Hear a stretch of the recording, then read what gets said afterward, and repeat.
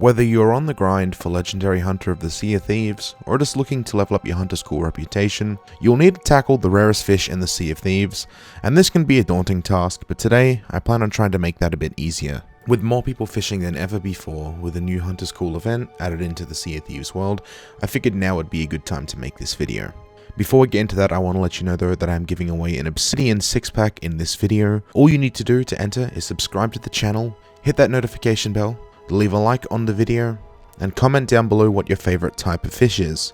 If you could also share this video with your friends as well, that would be amazing, and I'd appreciate that a lot. Now, some of the rare fish don't have any methods aside from pure RNG and good old grinding, but not all of them. Some of the rare fish have methods and strategies you can do to max them out as soon as possible. The fish we're going to be talking about in this video are the Pondies, the eye hoppers, and a little bit about Treacherous Plunder towards the end. Everything else, as far as I'm aware, is based on RNG, but if that changes, I'll put it down in the comment section below, and I'll update you there.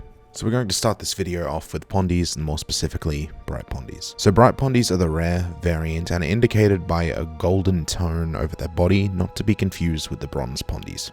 Bright Pondies in themselves are RNG, but there is one guaranteed spot that will allow you to get the quickest refresh spawn rate of Pondies, and guarantee a 1 wind-in catch every single time. Not only are Bright Pondies one of the rarest fish in the game, they are one of the most profitable. At the very minimum, you will see yourself gaining 375 gold, with a maximum being 1,410 gold. So Bright Pondies can be found in every pond of the Sea of Thieves, but the place you're going to want to go to is the Crow's Nest Fortress. The Crow's Nest Fortress pond in the middle will allow you to return a Bright Pondie once every 10 or so minutes, meaning you can max out this commendation fairly quickly. The reason that is the case is because they do have the fastest spawn rate to my knowledge of Pondies, and they are always a 1 winding catch no matter the situation. You can maximize this method by recasting your line every time a fish that isn't a Bright Pondie spawns, and of course having more than one player doing this. The 1 every 10 minute statistic comes from me doing this solo, but if you are with other people, you could dramatically cut this down to even under 5 minutes. Again though, it's very important to mention this is RNG, but using this method you can almost eliminate the guesswork and make this a successful way of catching Bright Pondies. Moving on to the Raven Eilehopper. Now the Raven Eilehopper is one of the most forgotten about fish in my opinion. I'm going to tell you why. All Eilehoppers spawn at different islands, aside from the Raven Eilehopper, which has a very small chance to spawn on every large island you visit, making this a very, very, very hard fish to track down and find. But I do believe I found the most sure way to catch a Raven Eilehopper. So as previously mentioned, all Eilehoppers have a set spawn on different islands. This also includes the Amethyst Eilehopper as well, which is a nighttime variant. So although the Raven Eilehopper spawns randomly, this method can confirm that every Eilehopper that spawns will be a Raven Eilehopper. The Amethyst Eilehopper is a nighttime variant that spawns at Crook's Hollow, and it is the only Eilehopper that spawns there, meaning if you do fish through the day, you will confirm that 100% of all Eilehoppers you find will indeed be Raven Eilehoppers.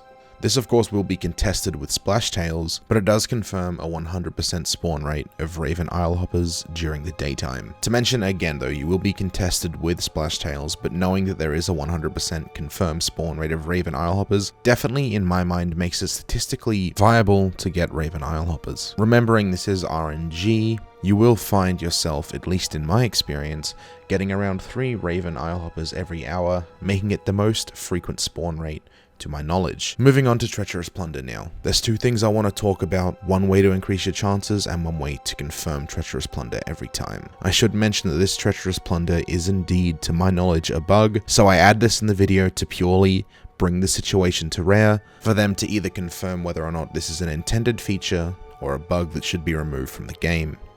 Nevertheless, let's get in to the non-buggy version first. So tying in Treacherous Plunder with the original Bright Pondie farm is fairly effective, as you will find yourself getting a couple pieces of Treacherous Plunder fairly frequently with this method. This is 100% legitimate and one of the easiest ways to get it, but it's better you do this passively instead of single-handedly going out of your way to just find Treacherous Plunder there. Moving on to the bug or feature, whatever you want to call it. So in the Shores of Gold there is a pond that automatically despawns fish every time it gets towards your rod, and this will in turn reroll the fish without you having to do anything, meaning you could could leave your device on and go make something to eat, or even go for a walk if you so desire to. So the way this is done is fairly simple. All you need to do is throw your rod in the water, all Pondies will despawn, and eventually a bit of Treacherous Plunder or an Ashen Key will spawn on your line, and you can reel that in and repeat this method to your desire. I have no idea if this is a bug or an intended feature by Rare. Either way, if it's removed in the next update, don't be surprised, as they may not have known about it. With that being said, hopefully you guys have enjoyed this video. Do remember I'm giving away an Obsidian 6-pack that will be drawn in about a week's time. In the comment section, I will reply to the winner.